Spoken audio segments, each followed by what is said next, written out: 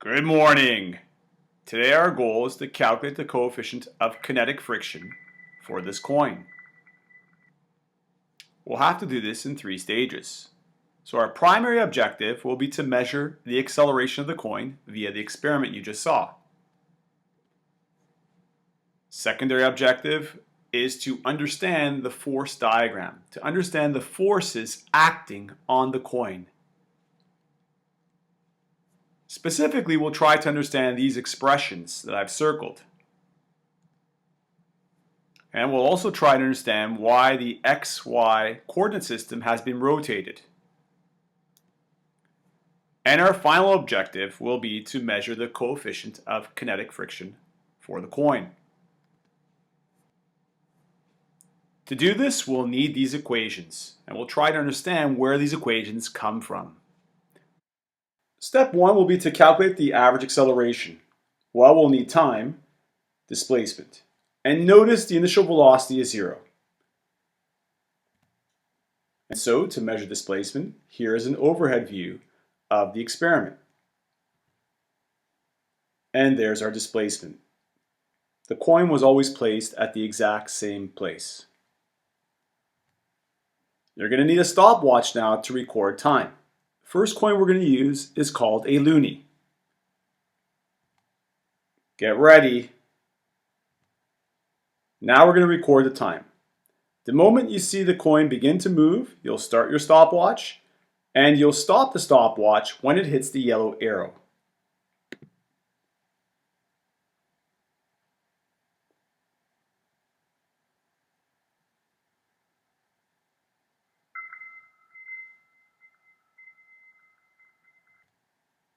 Here's the nickel.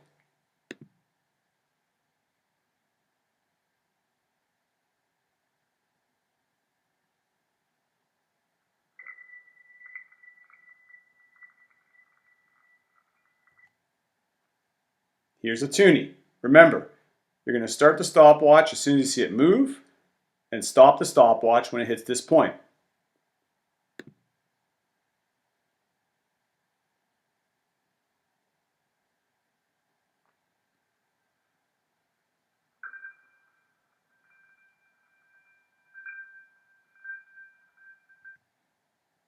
And here's the quarter.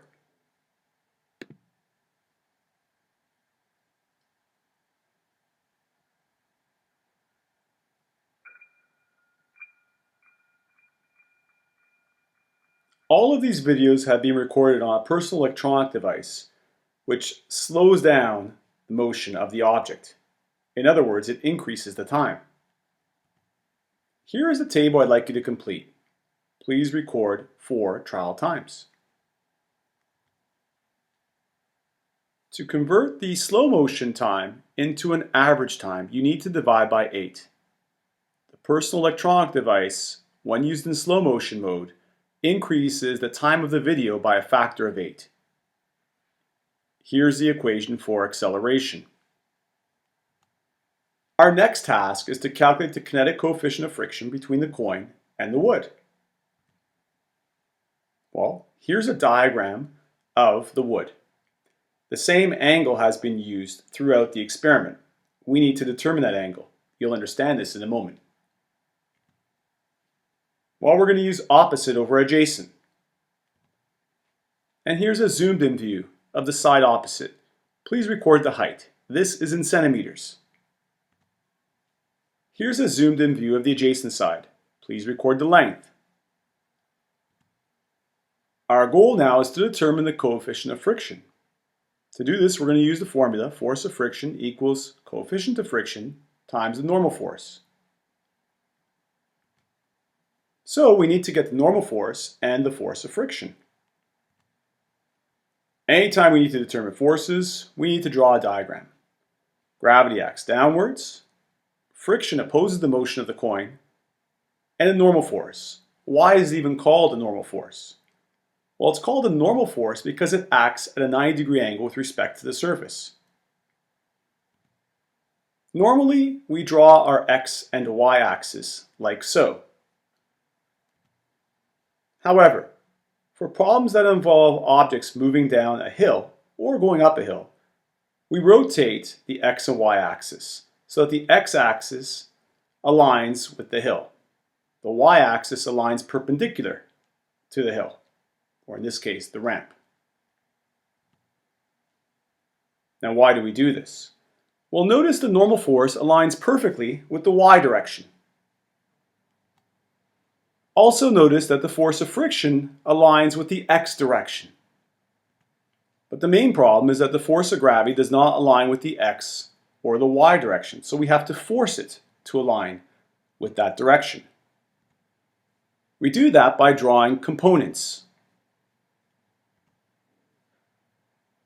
That component that is highlighted, it's called the force of gravity in the y direction. Notice it lines up with the y-axis.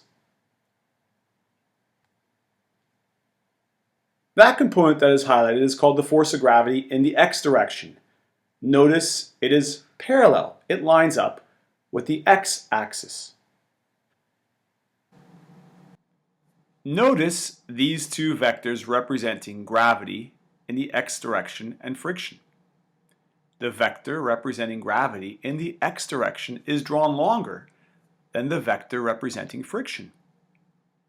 This is because the coin, we know, accelerates down the ramp. Therefore, the force of friction must be less than the force of gravity in the x direction. Otherwise, the coin wouldn't even move.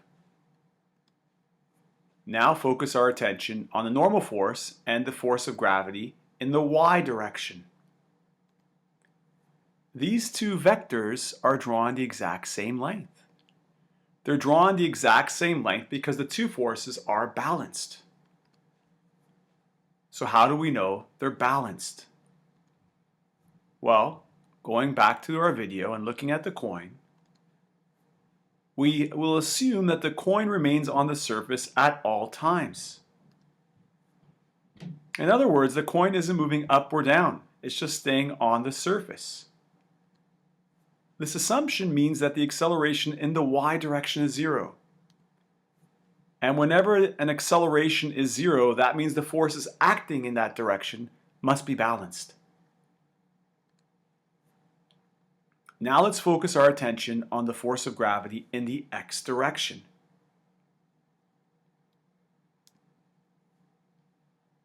Referring to the diagram, we see we have a right angle triangle.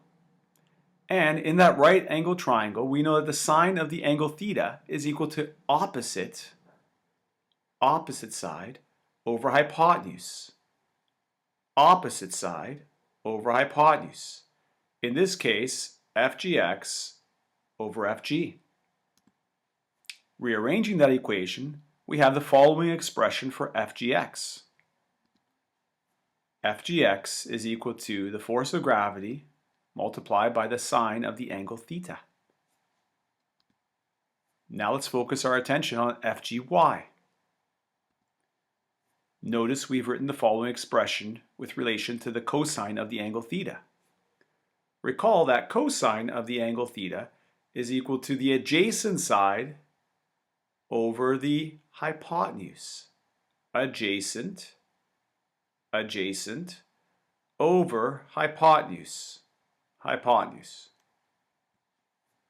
Rearranging the expression, we end up with the following. Force of gravity multiplied by cosine theta. Now our ultimate goal is to determine the coefficient of kinetic friction. And so we're going to use the relationship that the force of friction equals the kinetic coefficient of friction multiplied by the normal force. We're going to pay attention initially to the normal force. So we're going to write an F-net statement in the y direction. Why the y direction? Well, notice that the normal force is parallel to the y direction in this problem. And so substituting an expression here, we have F net y equals the normal force subtract the component of gravity in the y direction, Fg cosine theta. Remembering Newton's second law here, F net equals ma, and substituting that expression, we end up with mass times acceleration in the y direction is equal to the normal force. Subtract the component of gravity in the y direction. Recall that acceleration in the y direction is 0. This is because we assume the coin is not moving off of the ramp. It's only sliding down the ramp. And so we end up with the following expression. And rearranging that expression, we end up with the following equation, that the normal force is equal to the force of gravity multiplied by cosine theta. This expression basically says that the two forces are balanced. And so substituting that expression, we have a new expression for the force of friction. Now we're going to focus on an expression for the force of friction. And we're going to use an F net x statement to determine the force of friction. And so we go back to this diagram, and now we're going to focus our attention on the x direction. Notice there are two vectors, two forces acting along the x direction. The component of gravity in the x direction and the force of friction. And so we have the following expression. Net force in the x direction is equal to the force of gravity in the x direction, which is Fg sine theta, subtract the force of friction. So why is the force of friction negative? Recall that friction opposes motion. That's why it's negative. Again, referring back to Newton's second law and substituting mass times acceleration for F net x, we end up with this expression.